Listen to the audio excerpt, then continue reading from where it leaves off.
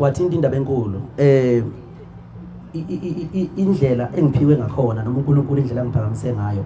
kuye kwafika umuzwa kimi kababa umprofeti uIsaiah Shembe banazi osemaskandi lengibokayo ayikho inkosi ngamatelisana thixo lapha. Yeah, sanibonani wengane zakwethu uzanike lapho uthumani ngiyaphuthuma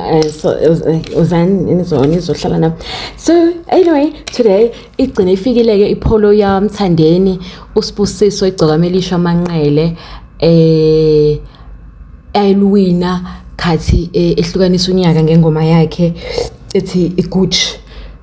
ngahambi yedwa ke hamba noma uma wabona welile emchunu akubuka ngizwe.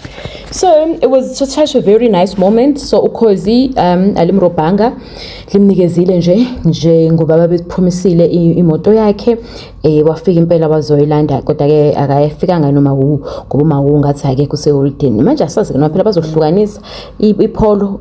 kube lo munye noma phela lakhe ngoba yena umnikazi wengoma. Anyway, but ukufika kwaxaka ke lo mculo le ufike edlubhe ezimhlophe manje awazi noma lo agqokile okobNazaretha noma obobusayoni noma izembatho sesonto phela umthandeni ubayihlanyela uvela avuka ngelanga nje akutshela ukuthi yena uyakholwa uyinto ezikholelwayo nje so awusazi noma begqoso kwaShembe ayibona nje phela abona nje into kaShembe nesiyasidida ngoba phela nayi nengonyama yethi King Mesizulu waya kaShembe sesona khona wadlupha ezired lo yabona nje futhi Shembe uNkulunkulu. But anyway, we just want to say siyababongela okuhle pholo lakhe aliphathe kahle asaze ngaphela nemotweni usuzolenza mhlambe ofaka abafana abancane and all of that bonakalile ke Thega no Big Zulu lapha kodwa siyazi beno Big Zulu abatholani and I think he's very happy Shembe ngoba even last day he was very much deserving ukuthi iculo lakhe ehlukanisa unyaka but ke siyabazi abantu bakhuzana ukuthi babehave kanjani naye ke sisakhuluma ngokhuzani naye Shembe uwinile ngale naye namhlanje ubenikezwa u25,000 wakhe okuhlukanisa unyaka akazange abhale status kena uvela waposta nje okusho ukuthi hayi ngathi akamnandi you know ngalinda iwinile but on the other side umthandeni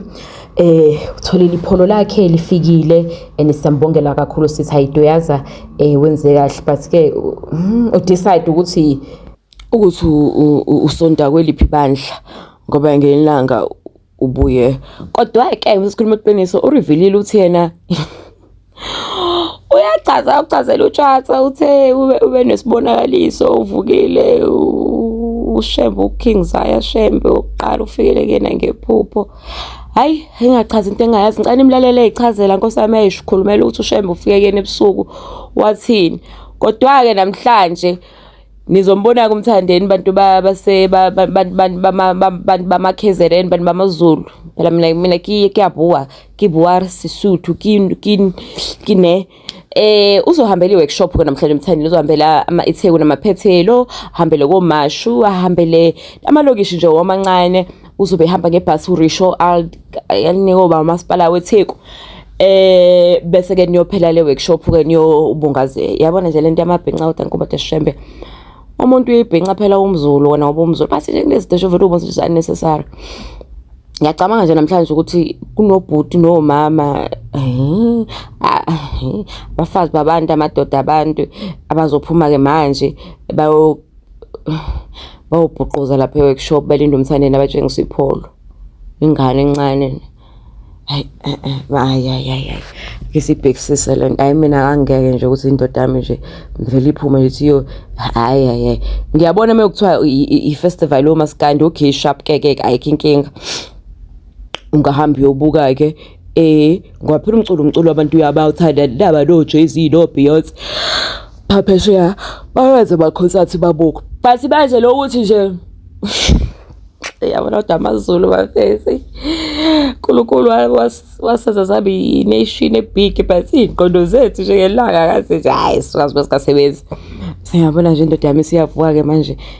siya prepare ukuthi nje hey mama ngiyahamba mama ngiyobona hey mama ngiyobona uManqele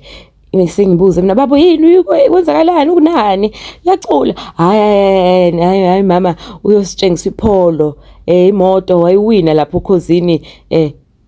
wena kuyaphi ngeke nkulunkulu kuzona doda yakuzomtshela bese ayilalela yahlanyaka manje awuyilapho wawu thola ikhanda uyaphi kube khona lo sisters ke nje manje uyageza ke manje hayi bafethu ayikulungile mengivuma uNkulunkulu ukuthi kube njalo ayikulungile insani bathi ke phumani ngomningi benu kwenye workshop no support umthandeni igcokamela isho umanqele sikhova ayontshengisa ipholo lakhe asazi noma umahuzo bekhona ngoba mahu ngathi akeke ngathi upheshe mahu bathi ke habali lobuka ipholo nelithandazela noma nelibhabhadise but in the meantime can you guys listen to what Mthandeni says about uNkulunkulu Shembe uqala ufikile kena wakhuluma naye hence he is wearing umNazareth and ephethe nebhula lakhe so Mthandeni wakhula yedwa kuba Mthandeni nabo obhuti otangaze ngozulesi ubhuti wami so wakhula yedwa obhula lambhola lakhe. Guys, please make sure you do watch the adverts and then share my comment and nibe neviki elihle with your families, with your loved ones, niphephe emgaqweni kwabaphumayo and kwabasemakhaya nihlale kahle. God may bless you. Amthande noShembe kaMthandeni angcini. Bathi umkhala walamla kahle ngoba walamlela iqaqa belishanga ekani lamazamphozwana. Ibambe mkhaya ibambe umfo mkhona zikelo okuyena kobe kade sifakela ke igqokamela isha sikhuluma nalo ke njengamanje umthandeni SK mfo abanqele makhathakhatha awubingelela abalaleli futhi kunzi yombhemo ngizoqala ngibingelela wena nsizwe yakithi kanye nazo zonke ihambele ikhona ngibingelele bonke futhi nabaxhasi abaxhasile uKhozi FM bese ngibingelela inkumbi zabalandeli boKhozi FM neinkumbi zabalandeli bakamthandeni SK igcokamelisha umshovu enkani kwabanenkani indlaba ephika amambata sebesula emadevana ngithi sanibona mfowethu sikhuluma ngegushi egile imanga isifaka onyakeni omusha ka2025 ngenkathi uqala ufikele umqondo okwenza lengoma awusithatha usibeke ukuthi kwathini engqondweni yakho mfowethu impilo yami mina yonke umlimo ngoba namhlanje cishe uyabona ukuthi ngisiphi isimo ngisiphi isimo impilo yami yomlilo akukho kutheni mina engikwazi ukuchaza ngami njengoba nginembongo nje umphawu awuhliwa umsebenzi wayimbongo ukuthi ngichaze ukuthi ngiyini ngichaze ukuthini lapha esizweni empeleni mina konke okwenzeka kumina nje ngiyathatha udumo nginikeza uNkulunkulu njengoba ngamukela uJesu Kristu njengenkosi nomsindisi konke kuyazenzakalela abafowethu nami ngiyatshelwa kuyangifikela ukuthi angenzeni lokho engikwenzayo ngikwenza ngaleso sikhathi ngifuna ukuya ke ngize la ngekathi ingoma usuqale seniyenza nihlanganyela noMbuzeni nensizwe ojiva abaproduceryo umqondo ukuthi kufike ukuthi ulande intokazi uMahu ecula umculo wamapiano indaba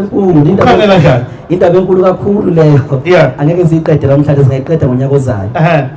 kodwa uMbuzeni ngokujwayelekile kusukela kwiParis ufika shaya isiginci mayiqeda ukusishaya nje isiginci ebese ngiyacula ngiyalandela ebese ngiqhamuka necreativity kaMthandeni ngoba ngifuna uMbuzeni ukuthi ikhono lakhe liphelelise ebese nami futhi ngiphelele ekhoneni lami uma sengicabanga ukudonsa omunye umuntu wakamanye amagender ngithatha abantu ngiba ne top 5 sivote sifike inombolo 1 sasafika lapha na kuMahu ke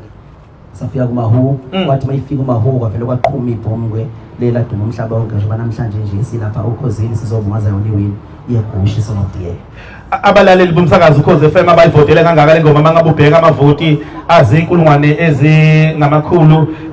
lapha empeleni amavoti ayizigidi ayizigidi ezishiyagalolunye namashumi ayisikhombisa nanhlanu ungathini mfowethu ngingathi nje isandla sedlula ikhanda isiqoko sami ngiyasifonqa siba sincane ngiyasifumbatha eNingizimu Afrika nakubantu abangabokudabuka lapha kulelizwe abasemazweni angaphandle abadala nabancane obaba osisi nobhuti nabantwana abancane bebekhona ukuvota ngiyabonga kakhulu ngingumthandeni mina ngiyazithoba kakhulu phambi kweNingizimu Afrika ngilapha engikhona kungenxa yesupport yabo abantu njoba namanje futhi ngisabahlonipha ukhona konke engikwenzayo ngishumayela ivangeli lokuba munye kubantu ngakho ukuthi ngoba abantu bathanda bonke ngokuhlukahlukana kwabo ukuthi babalekile kumina bonke bangabe nombamba. Oh yangibeka lapho inkulungwane ezishiyagalolunye namashumi ayisikhombisa nanhlanu yebo ya 975,000 ngoba silindele ukuthi amavoti angamaningi kangaka mfethu acele isigidini sonke. Ngiyakhumbula i-interview yami yokuqala ngifika la ukuthi ngathi ke hawu sengiyiqhathileke phakathi kwabalaleli noKhosi FM. Abalaleli bathanda ingoma uKhosi FM libe kumncintiswano. Ngicela ukuthi abalaleli beyilwele bona ukhankasa kwami kakulapho engane yakwethu. Ngicela beyilwele bona ngokuthi bavote kakhulu. Ngempela iqiniso lizokwenzeka ukuthi sikuhlukanise unyaka ngegushi. Ngicabanga ukuthi ke lokho kukhankasa kwami ngikhiphela umazwa njalo ukuthi ngenza uqhuthe emanike phakathi kokhozi nabalaleli abangithandayo. Ngicabanga ukuthi khona okwenza ukuthi ngibe namavoti amaningi kangaka. All right. Sesiphetha nje uqhamuke namhlanje nakho ufake umjiva cishe owaziwa njengasebandleni lamaNazaretha. Kungani? Wathinta indaba enkulu. Indlela engiphiwe ngakhona noma uNkulunkulu indlela angiphakamise ngayo kwafika umuzwa kimi kababa umprofeti uIsaiah Shembe umqali wendlela lapha eNazaretha. Engicabanga ukuthi umprofeti uIsaiah Shembe uyena wasifundisa nje singamaZulu ukuthi ukukholwa kuyini. Siyakhumbula ukuthi inkolo yaseNazaretha idume ngenhlonipho sikunomakoti kunemizi emile emiswe izimfundiso zalapha yana eNazaretha. Ngiyathanda kakhulu ukuthi abantu bekikhathaze ngokulandelela umlando kababa noma kamprofeti uIsaiah Shembe umqali wendlela eNazaretha ebese futhi ngiqinisekisa ukuthi mina njengomthandeni ngigqugquzela ubunye ezinkolweni zonke ngihlanganisa abantu ngomculo ngoba ngicula nje kwakuhlukana unyaka kwakudansa wonke umuntu eZayoni babedansa abasindiswa babedansa kubona wonke amabandla kwakudanswa. Ngicela amabandla wonke ahlangana athandane azi ukuthi njengoba siphila ningabafundisi thina sikuthiwa ngokushumayela kodwa ningabefundisi siyacela abafowethu ngoba thina siphila nabantu abakholwa ey'nkolweni ezahlukahlukene abasithandayo abangabafowethu abanye singakhanda nabo ngisho nanemizi. Ngifisa abafowethu ukuthi-ke sibe moya munye bese sithatha udumo lonke silubuyisela uNkulunkulu. Ngamukela uJesu Kristu njengenkosi nomsindisi. Konke lokho enikubonayo ngibona itholo namhlanje ngibona umthandeni ophakeme namhlanje ngenxa kaNkulunkulu. Ngicela sithathe udumo lonke silubuyisele uNkulunkulu sishaye izandla ezinkulu bafowethu ezandleni. Siyabonga amancane.